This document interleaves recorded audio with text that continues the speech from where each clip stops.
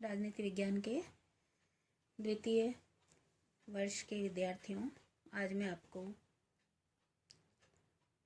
द्वितीय प्रश्न पत्र भारतीय राज्य व्यवस्था के संदर्भ में बहुत ही महत्वपूर्ण विषय संघीय कार्यपालिका के प्रधान राष्ट्रपति के बारे में संकटकालीन शक्तियों का विवेचन करना चाहूँगी। राष्ट्रपति की कार्य शक्तियाँ हम पहले पढ़ चुके हैं।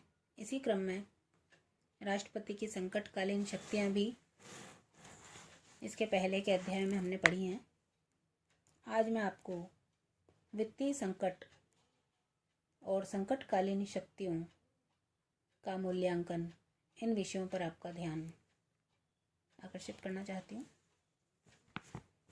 यदि हम वित्तीय संकट की बात करें तो अनुच्छेद 360 के अनुसार जब राष्ट्रपति को विश्वास हो जाए कि ऐसी परिस्थितियां उत्पन्न हो गई हैं जिनसे भारत के वित्तीय स्थायित्व या साख को खतरा है, तो वह वित्तीय संकट की घोषणा कर सकता है।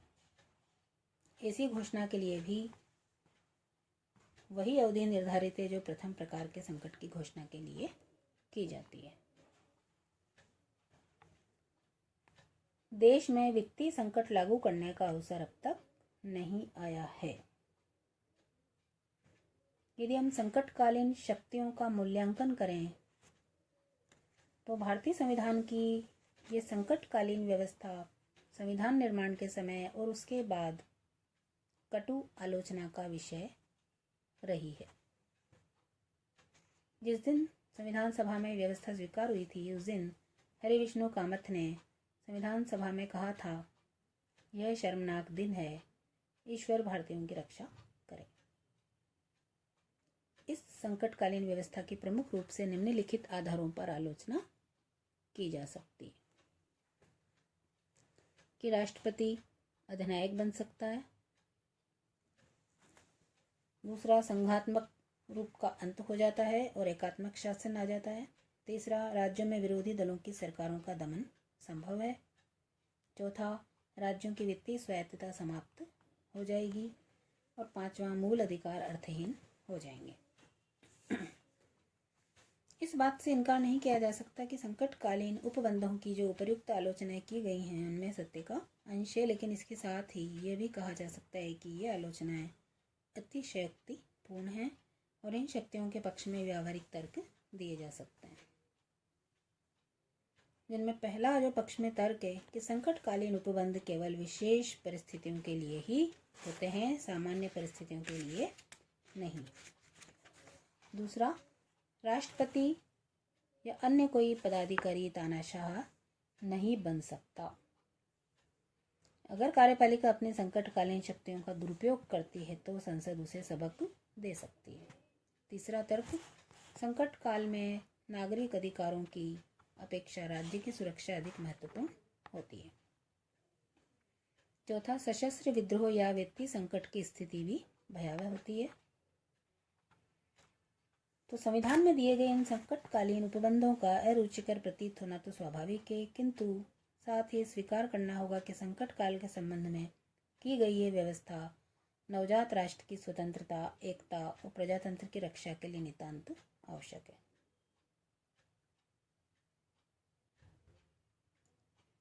अब हम चर्चा करते हैं कि राष्ट्रपति की वास्तविक स्थिति क्या है। भारतीय राष्ट्रपति की वास्तविक स्थिति का निर्धारण एक अत्यधिक विवाद का प्रश्न प्रारंभ से ही रहा है। इस संबंध में प्रमुख रूप से दो धारणाओं का प्रतिपादन किया गया है।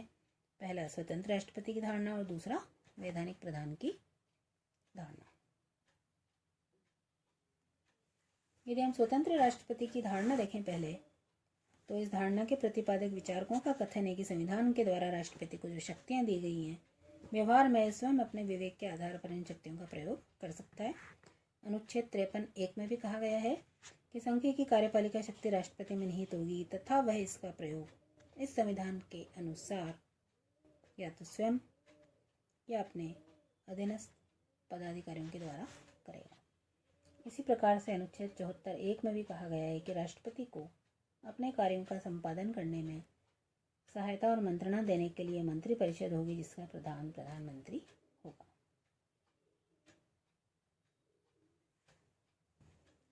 भारत के राष्ट्रपति पद का मूल्यांकन करते समय हमें भारतीय संविधान के कुछ विशेष तथ्यों को ध्यान में रखना चाहिए, और ये तथ्य हैं कि संविधान के लिखित प्रावधान, इस पद की निर्वाचित प्रकृति, भारत की संघात्मक व्यवस्था और संविधान की सर्वोच्चता।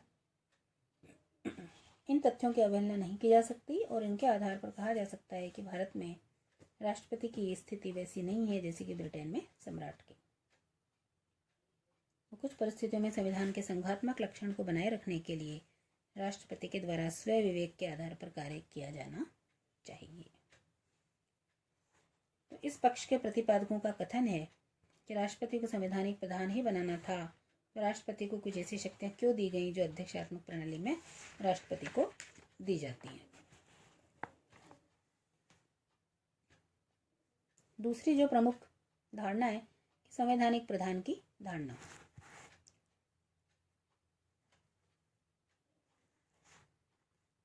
दूसरी ओर अनेक ऐसे लेखक विद्वान हैं जो ये मानते हैं कि यद्यपि संविधान राष्ट्रपति को स्पष्ट शब्दों में